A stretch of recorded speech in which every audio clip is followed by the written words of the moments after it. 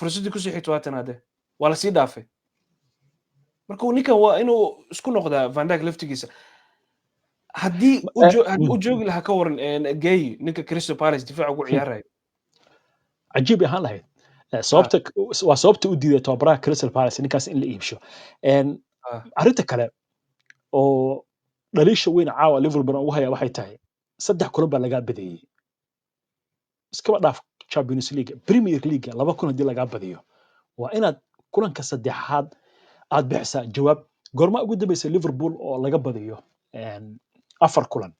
waxaan u maleynayaa inay ahayd Brendan Rodgers 2014 يعني markuu imaanayay Jurgen Klopp inkastoo kooxdu aysan ahayn koox 100% laakiin lagama badin marka Arne Slot rikoor badan buu jibiyay laakiin rikoor badan baa isaga laftigiisa ka jabay taa markii aan eegno tan kaleeto goolkan wuxuu noqonayaa goolkii labaad 2 daqiiqo gudahood lagu dhaliyo ciyaar Man United iyo Liverpool ay ciyaarayaan Nick Butt ayaa dhaliyay 1995 bishan oo kale October ilaahay amarkiisa Old Trafford iyo lagu ciyaarayo waayahay waa ciyaartii ugu horeysay Man United ku badisay garoonka Anfield waxa ugu dambeysay 2016 Wayne Rooney markuu ciyaarayay ayaa ugu dambeysay marka waa kulan aad iyo aad gool aad iyo aad ugu muhiimsan waay Ruben Amorim qaabka uu ciyaareen ciyaartan laba system oo uu ku ciyaaray qaybta koowaad waxay ahayd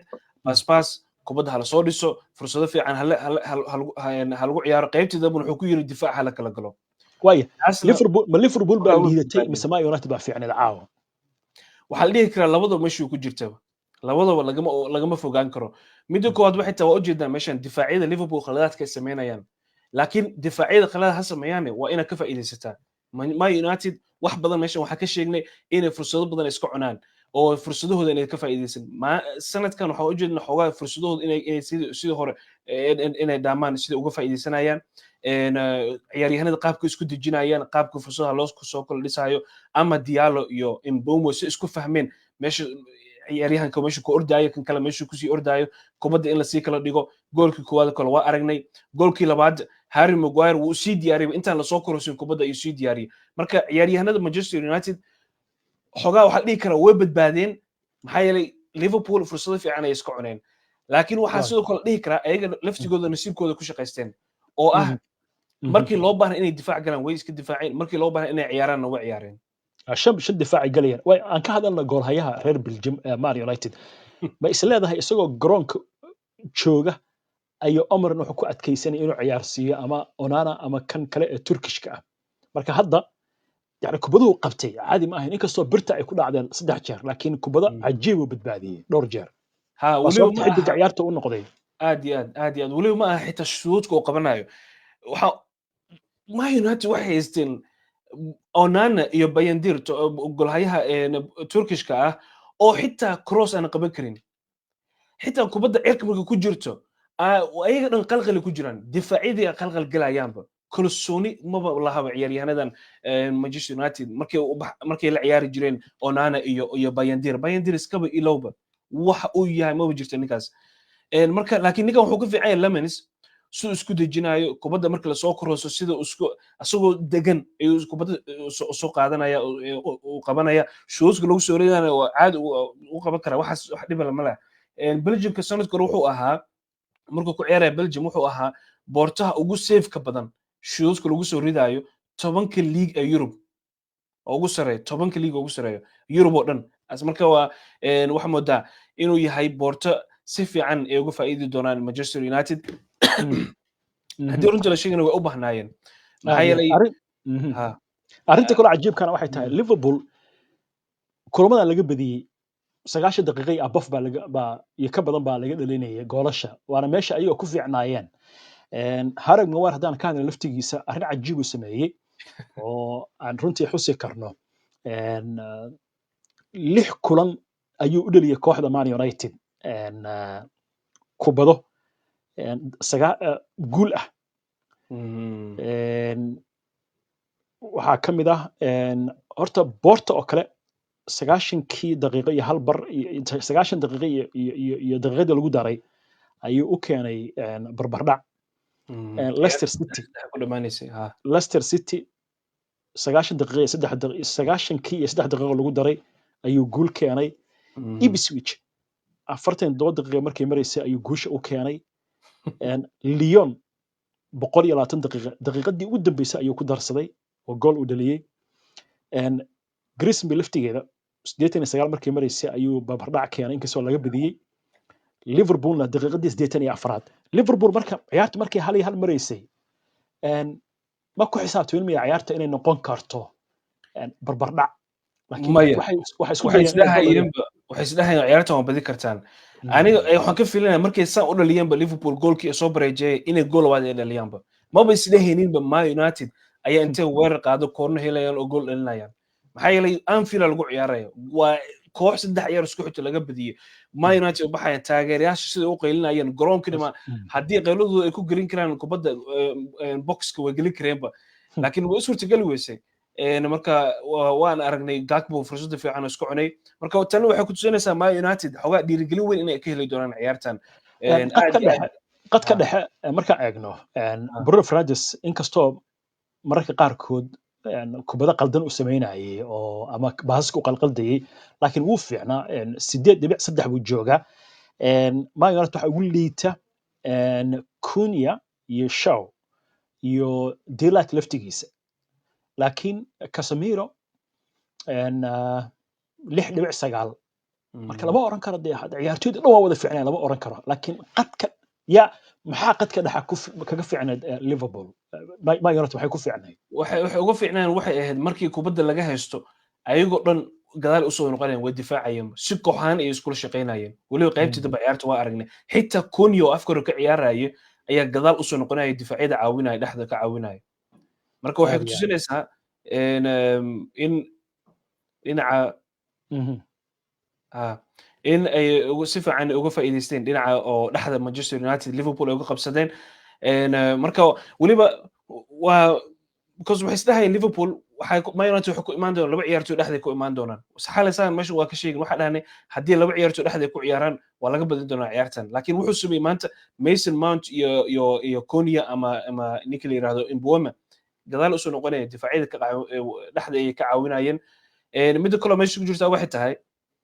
Maguire iyo De Ligt iyo Luke Shaw markastoo Man United kubadda laga haysto Highland mina ku ciyaaraynin ayagoo dhan waxay isku dayeen gadaal inay ku joogaan waxa tiri saska way fiicnad in aan lagu bilaabin ma tababaraha ma waxay ka ahayd shaxda inuu u bedelayay Liverpool mise way ka noqotay may ugu talagalay maxaa yeelay wuxuu fahamsan yahay Van Dijk meesha wax badan xal ka sheegayno Van Dijk iyo Konate maba jeclaanba kubadda gadaashooda la dhigo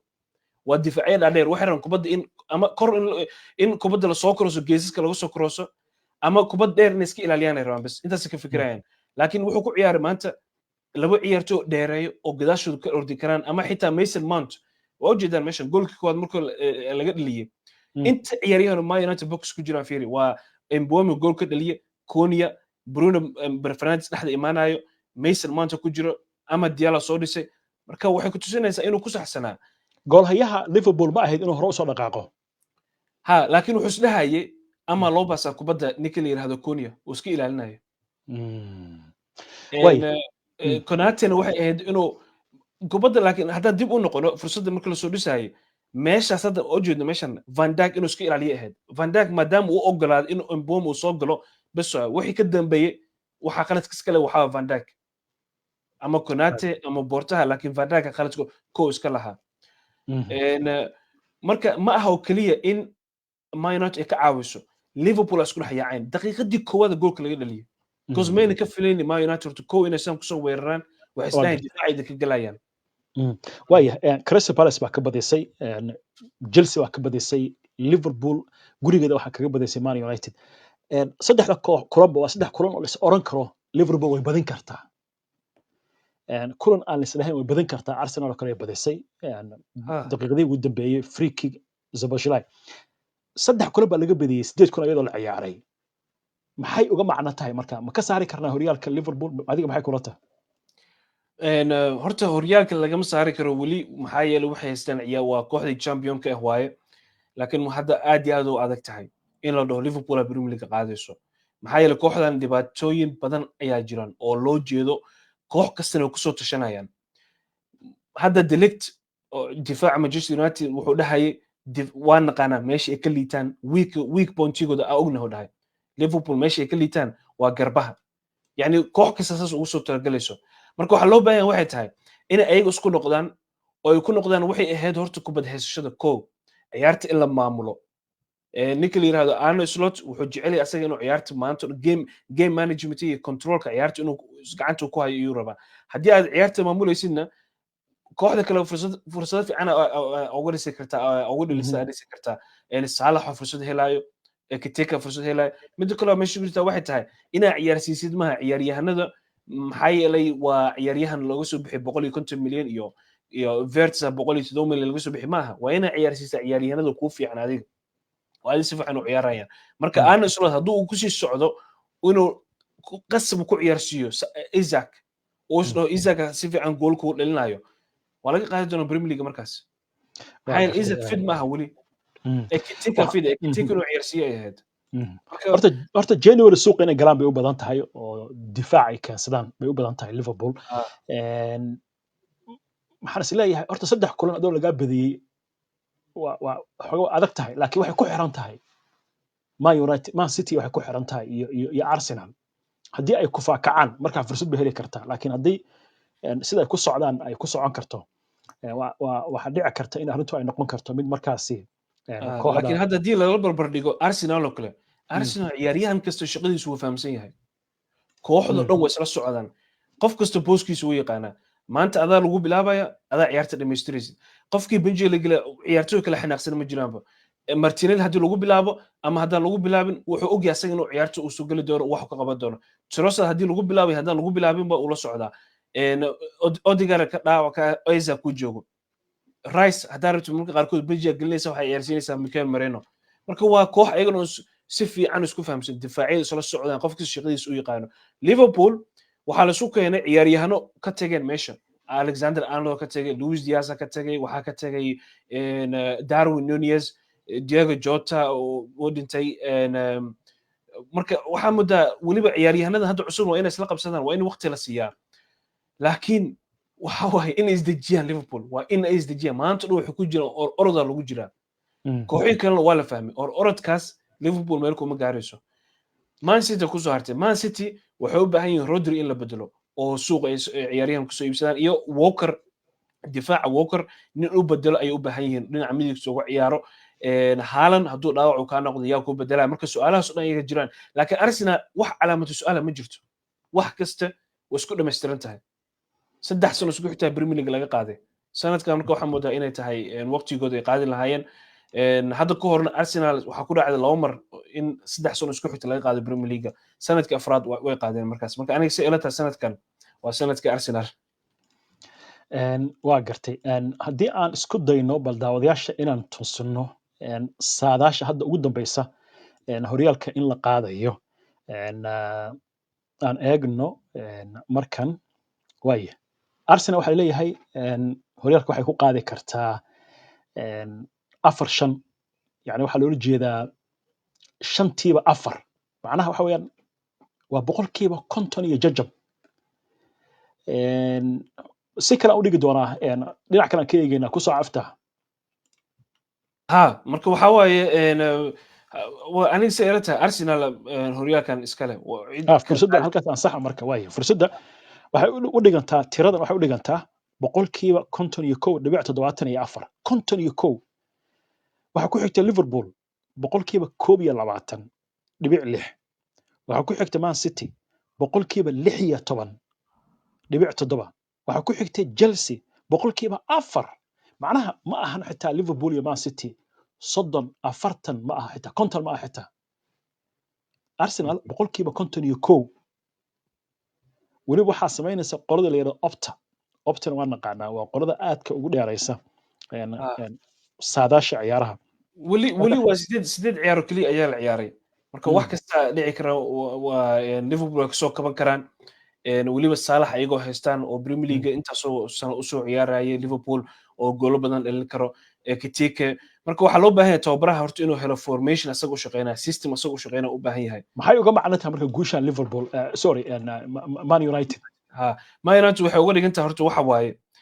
waa ciyaartii waa markii ugu horeysay Ruben Amorim Premier League ku badiyay 2 ciyaar isku xigta waa 35 ciyaar iyo kooxdan haya Premier League marka waxa waaye guul aad iyo aad ugu muhiimsan waaye Ruben Amorim waliba ciyaaryahanada laftigooda dhiirigelin weyn ay gelinaysaa asagana dhiirigelin weyn ayuu ka helayaa taageerayaashana marka waxa uga dhiganta ciyaartan laakiin Liverpool waa ka badisay waa caadi dhib malaha waa ka badisay waa caadi laakiin ciyaarta ku xigta waa inay badisaa Brighton oo baxaysa Brighton waxa lagu ciyaaraya Old Trafford lagu ciyaaraya ciyaartaas waa inay badiyaan weli Welbeck oo mataqaana cirka maraya waana aragnay intay ka badiyeen Chelsea ciyaarta ku xigtay inay badisay ciyaarta Brentford laga badiyay Brentford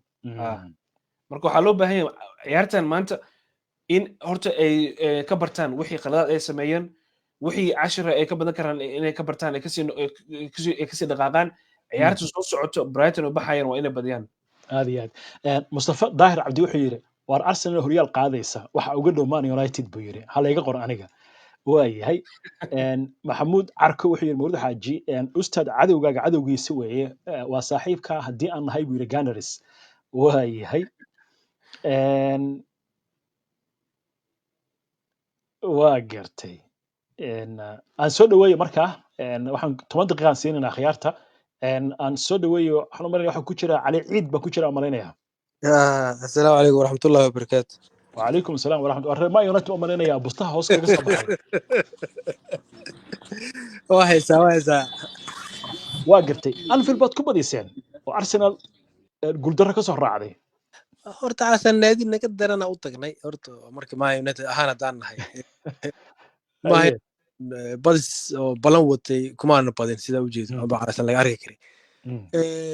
wili macalinkan ma dhihi kari waa yahay macalin arkaayo qaladaadka iyo amba ciyaartooyda kale yaqaan position ma jeedo